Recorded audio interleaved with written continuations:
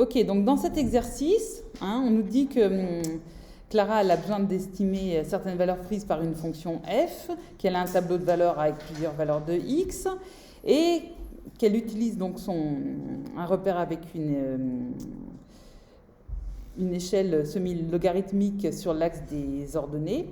Et elle constate que les points qu'elle a placés dans le repère, ils sont très proches d'une droite qui passe par les points M et N, et ces points, ils ont pour coordonnées 2, 7 et 8, moins 1.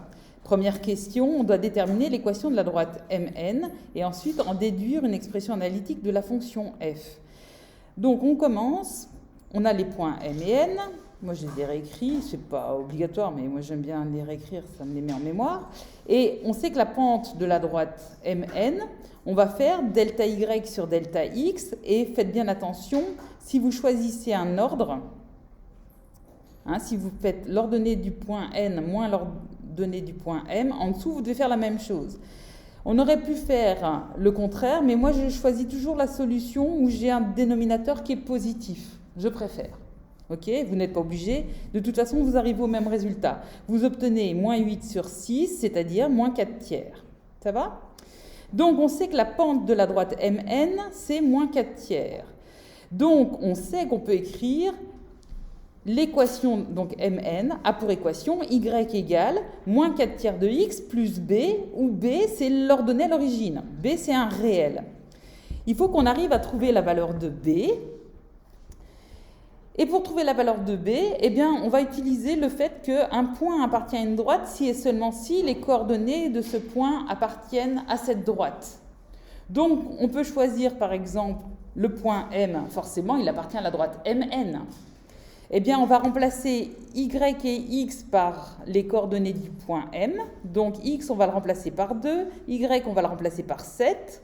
Et du coup, on aura une équation où la seule inconnue, ce sera b. Et on pourra trouver la valeur de b. Donc, c'est parti. J'écris en dessous, le point M, il appartient à cette droite. Donc, je peux écrire ym est égal à moins 4 tiers de x indice m plus b.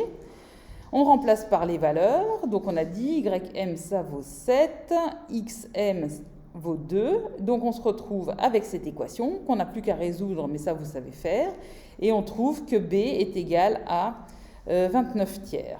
Ça ne se simplifie pas, il faut des valeurs exactes, les cocos, faites attention, donc vous mettez bien l'ordonnée à l'origine, c'est 29 tiers, donc on sait que b est égal à 29 tiers, et du coup l'équation de notre droite, c'est y est égal à moins 4 tiers de x plus 29 tiers. Voilà pour l'équation de la droite. Ok? Amen, oui.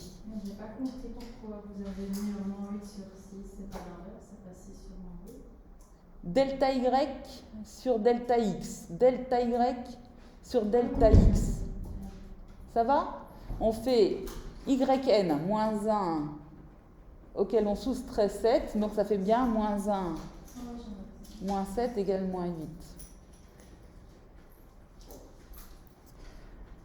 Alors maintenant, il ne faut pas oublier qu'en fait, on ne nous demandait pas juste l'équation de la droite Mn, on doit en déduire l'expression analytique de la fonction f. On sait qu'on est dans un repère semi-logarithmique.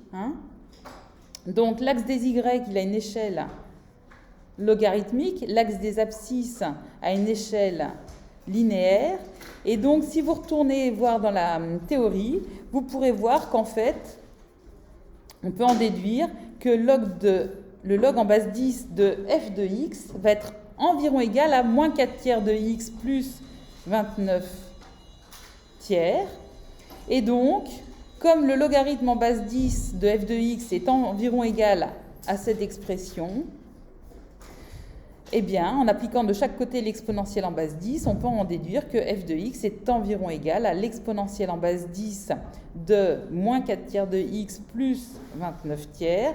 Et dans ce qui suit, on considérera que, en fait, on n'a pas un environ égal, mais on considérera que le modèle est parfait et qu'on a un égal. Même si c'est un abus de langage, mais ce sera plus simple de considérer ça. Et donc, au lieu d'écrire l'exponentielle en base 10, on aurait pu écrire tout simplement 10 exposants, moins 4 tiers de x, plus 29 tiers. Ça va? Mais je vous conseille quand même de garder l'écriture exponentielle en base 10, parce que des fois, quand on met en exposant, on ne voit plus très bien. Et vous finissez par écrire des bêtises, parce qu'au lieu de mettre 10 exposant ça, vous mettez 10 fois cette parenthèse. Ok? Donc voilà pour la question 1, et on fera la suite. Oui?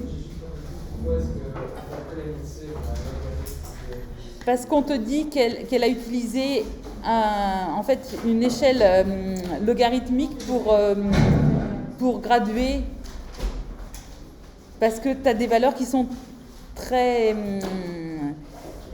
étendues. Et donc, j'aurais dû faire la recherche avant, ici.